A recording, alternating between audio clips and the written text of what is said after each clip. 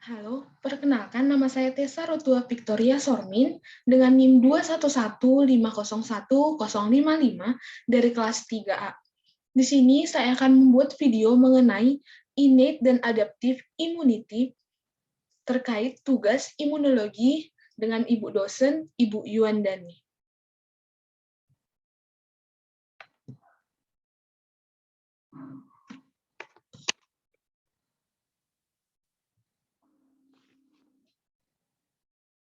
Oke, baik.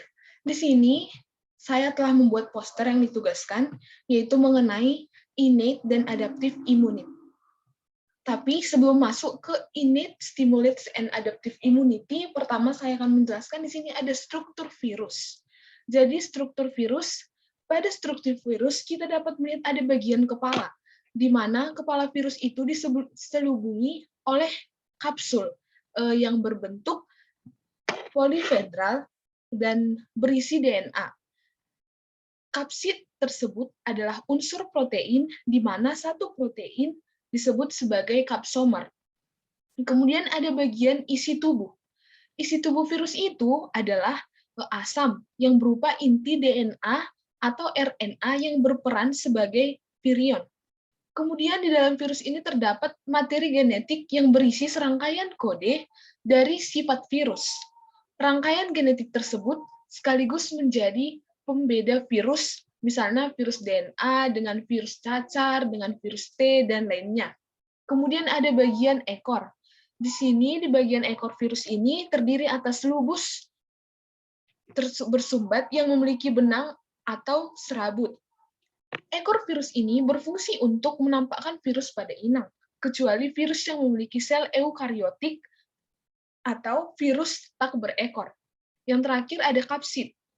Kapsid adalah selubung protein yang terdiri atas kapsomer dan protein monomer berupa rantai polipeptida, di mana fungsi kapsid ini adalah untuk melindungi kepala virus dan juga membentuk tubuh virus dan melindungi dari lingkungan yang bisa merugikan.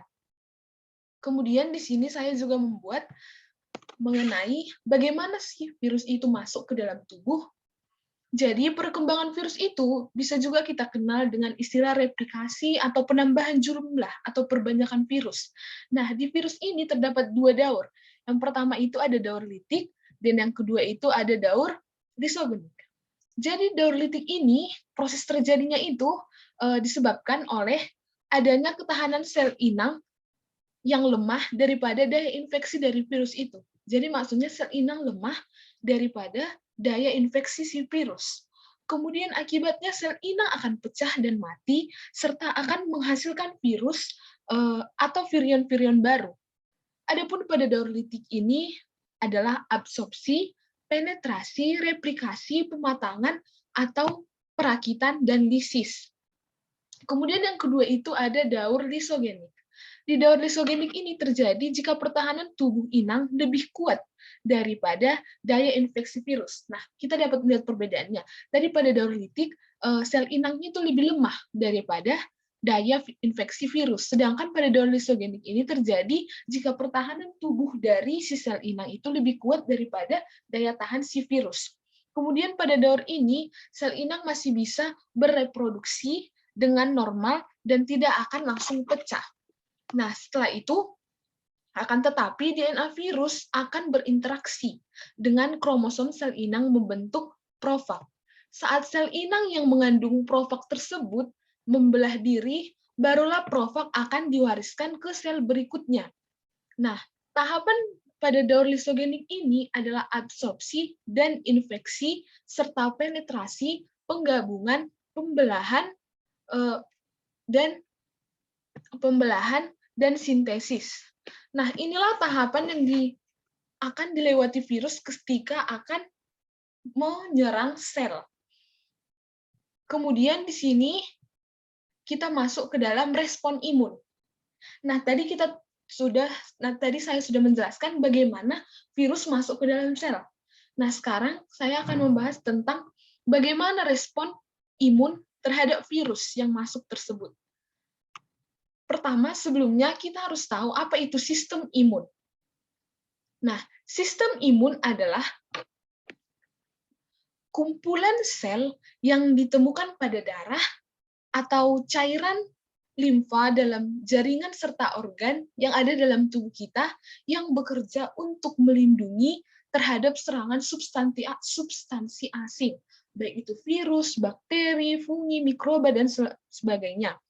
Kemudian, sistem imunitas dibagi menjadi dua sistem.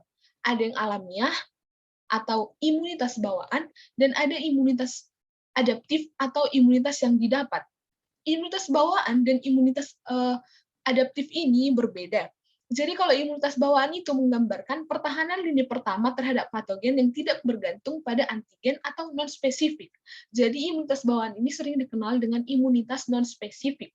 Kemudian mekanisme pertahanan pada imunitas bawaan ini terjadi dalam hitungan jam setelah virus tadi masuk ke dalam sel.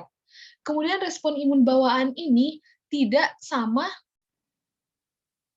memiliki memori imunologi sehingga tidak mampu mengenali patogen yang sama pada pemaparan selanjutnya. Jadi ketika tubuh kita telah masuk oleh virus, imunitas bawaan ini untuk waktu berikutnya tidak dapat mengenali kembali patogen yang masuk ke dalam tubuh kita. Sedangkan imunitas bawaan tergantung pada antigen dan spesifik antigen, sehingga terdapat suatu keterlambatan respon saat terpapar antigen dengan respon maksimal. Jadi, ciri-ciri dari sistem imunitas adaptif adalah kapasitas memori mampu memberikan respon imun yang lebih cepat dan efisien pada pemaparan atau masuknya patogen pada antigen berikutnya. Jadi imunitas bawaan ini dan adaptif ini saling melengkapi sehingga memberikan efek yang menyebabkan kerentanan host terhadap serangan patogen. Nah, yang pertama di sini ada innate immunity atau sering disebut non-spesifik. Jadi responnya ini terjadi 0 sampai 4 jam atau yang seperti yang tadi ketika patogen itu masuk ke dalam tubuh. Nah, innate immunity atau sistem imunitas bawaan ini terdiri dari mekanisme mekanik sebagai lini pertama atau substansi mikroba, ada fagosit, sel NK, respon inflamasi sebagai respon lini kedua. Kemudian pertahanan lini pertama ini adalah kulit atau membran mukosa kita. Jadi di sini mekanisme masuknya itu mikroorganisme seperti virus tadi ke dalam tubuh ada dua cara. Bisa melalui kulit sebagai bariernya, atau bisa melalui aliran air mata, saliva, dan urin.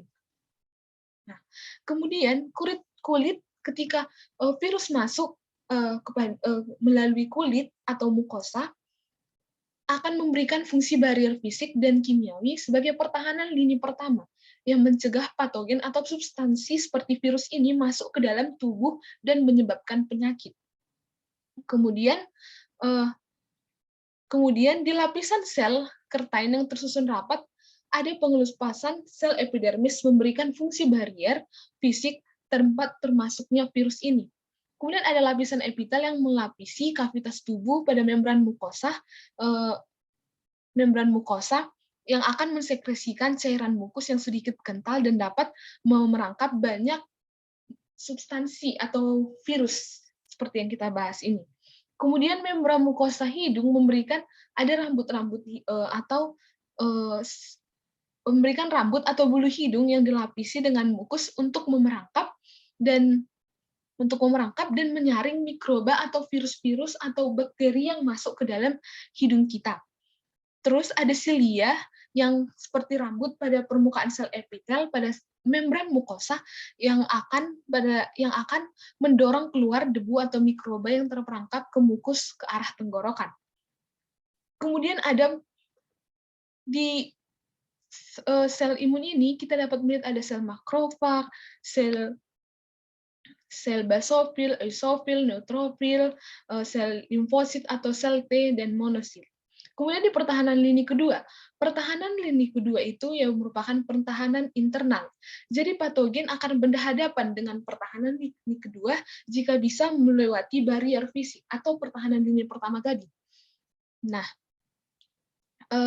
di pertahanan yang kedua ini ada substansi antimikroba internal, ada fagosit, ada sel NK, inflamasi, dan demam. Nah, di sini substansi antimikroba. Nah, di substansi antimikroba terdapat 4 jenis antimikroba yang mencegah pertumbuhan mikroba atau virus ini, seperti interferon, komplement, error binding protein, dan protein antimikroba.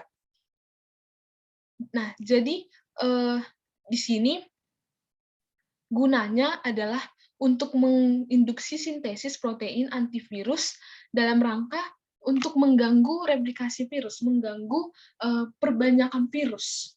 Nah, di sini protein akan mengikat besi untuk menghambat pertumbuhan virus tadi dengan cara mengurangi ketersediaan zat besi di tubuh. Nah, setelah itu ada fagosit dan sel NK. Sel yang khusus untuk berperan dalam proses fagositosis disebut sel fagosit, yang terdiri dari 2 sel utama, yaitu neutrofil dan makrofag. Jadi sel ini akan bermigrasi ke area yang diinfeksi oleh virus ini. Makrofag berasal dari monosit yang membesar atau berkembang. Nah, di sini pergerakan fagosit disebabkan oleh mediator kimiawi yang melepaskan virus atau mikroba, leukosit, sel jaringan yang rusak, atau protein komplement yang aktif. Nah, kemudian ada tahapan adherence atau pelekatan fagosit ke virus atau ke mikroba atau ke benda asing yang masuk ini. Tahapan ini merupakan pembentukan penonjolan membran plasma fagosit. Nah, kemudian ada tahap terakhir yaitu pembentukan atau penonjolan membran plasma yang akan menelan mikroba membentuk fagosom. Fagosom ini akan bergabung dengan lisosom dalam sitoplasma membentuk struktur fagolisosom yang lebih besar yang akan mencerna dinding sel mikroba seperti mencerna karbohidrat, protein, lipid, dan lainnya. Nanti fagosit ini juga akan membentuk oksidan seperti anion superkosit, anion hiperklorid, hidrogen peroksida. Dan semuanya ini berfungsi untuk membunuh mikroba. Kemudian ada sel NK. Sel NK ini merupakan 15% dari jumlah total limfosit yang ada dalam darah kita. Jadi sel NK ini akan mengenali sel tumor dan sel yang terinfeksi oleh virus secara umum. Jadi sehingga di sini tidak memberikan respon memori. Dan makanya diklasifikasikan ke imunitas bawaan karena dia nggak bakalan menghasilkan respon memori. Nah, mekanisme sel NK ini membunuh virus ini dengan melepaskan granul yang mengandung substansi toksik seperti perforin dan granzin. Perforin ini nanti akan disekresikan ke dalam membran sehingga nanti cairan ekstra seluler mengalir ke dalam sel target dan membengkak atau sitolisis. Kemudian ada respon inflamasi. Nah, dalam respon inflamasi ini pasti akan melibatkan sel-sel atau substansi kimiawi yang dijelaskan sebelumnya dan memiliki kemiripan meskipun terdapat beberapa variasinya. Dan di respon inflamasi ini akan menggambarkan infeksi yang ditimbulkan atau dari virus atau jaringan yang rusak dengan adanya pelepasan mediator kimiawi. Nanti mediator kimiawi ini akan memberikan vasodilatasi kepada aliran darah yang membawa fagosit dan leukosit ke area infeksi, kemudian ada kemotaksis fagosit, kemudian meningkatnya permeabilitas dan membentuk fibrin. Dan di sini akan meningkatkan respon inflamasi dan menarik fagosit tambahan. Proses ini akan berlangsung selama proses memecahkan virus, atau proses ini terus berlanjut saat virus ini dihancurkan. Nanti fagosit akan membuang mikroorganisme atau jaringan yang rusak dan akan melakukan perbaikan. Kemudian yang kedua itu yaitu sistem imun adaptif. Jadi sistem imun adaptif ini seperti yang dijelaskan tadi, dia memiliki respon yang lama.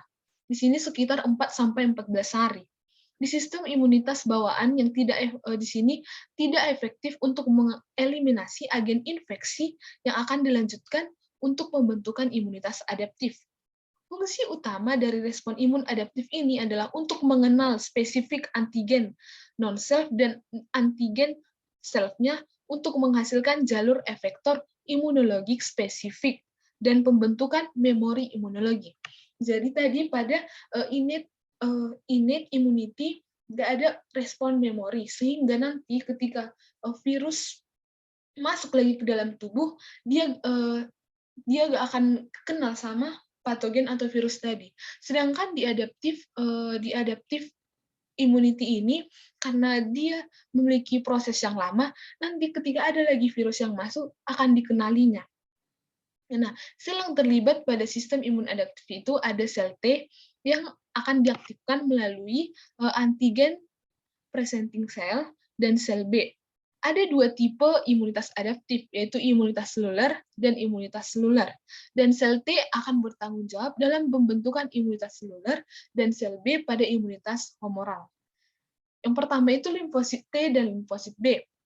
Nanti semua sel darah, termasuk limfosit T, akan membentuk pre-T cell yang akan bermigrasi melalui darah ke timus, kemudian membelah dan diproses.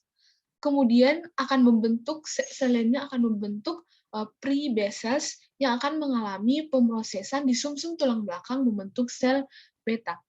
Kemudian proses seleksinya dari pre-B sama pre-T cells tadi akan memberikan respon imun. Nah, di proses seleksi ini akan ada terjadi eliminasi atau supresi limfosit terhadap antigen sel sehingga mencegah rusaknya sel itu sendiri. Nah, di sel T dibentuk di timus selama periode sesaat sebelum lahir hingga beberapa bulan setelah lahir. Kemudian, selama pembentukan sel T akan mengalami transformasi membentuk sel TH, sel CD4, CD8, kemudian sel T memori, semua tipe sel akan meninggalkan timus dan bertransformasi dan disimpan di limfofit, limfonoid, limfa, sumsum tulang belakang, dan saluran lainnya. Kemudian ada antigen dan reseptor antigen. Ada dua karakteristik dari antigen, yaitu imogenisitas, kemampuan membangkitkan respon imun, baik dengan stimulasi produksi antibodi spesifik, polimerasi sel T, atau keduanya, dan reaktivitas. Kemudian, di sini antigen bisa meliputi seluruh atau bagian dari virus atau mikroba, bagian kecil tertentunya molekul antigen ini dapat mencetuskan respon imun yang disebut dengan epitop. Nah, antigen yang terhindar dari imunitas bawaan akan melewati 3 jalur untuk masuk ke jaringan limfatik. Kemudian ada reseptor sel T. Nah, di reseptor sel T ini terdiri dari komponen peptida protein MHC pada permukaan APC yang akan berikatan pada sel B beta membentuk heterodimer yang mengenali protein MHC dan fragmen antigen. Nah, di sini ikatan ini akan memfasilitasi ikatan HMAC ke reseptor sel T dan membantu perkembangan limfosit. Nah, sistem imun bawaan dan sistem imun adaptif ini sangat berhubungan dan membentuk interaksi. Sistem imun adaptif, kelebihannya dia akan memiliki fleksibilitas dan memori imunologi, tetapi sangat bergantung pada elemen penyusun imunitas bawaan.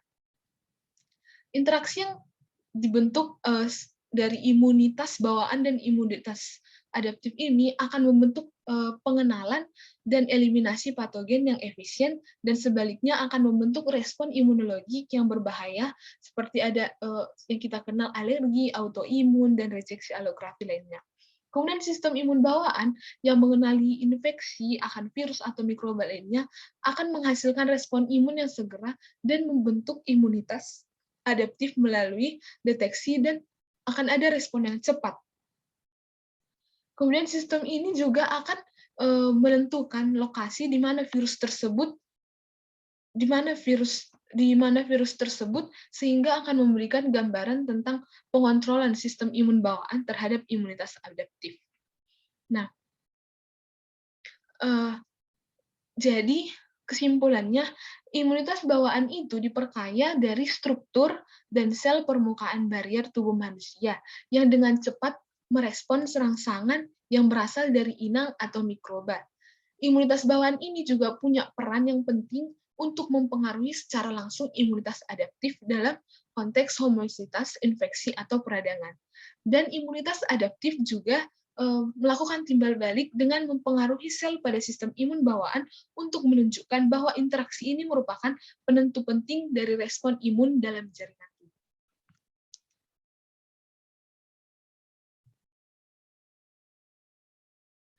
Sekian penjelasan yang dapat saya sampaikan mengenai innate dan adaptive immunity. Semoga bermanfaat. Terima kasih.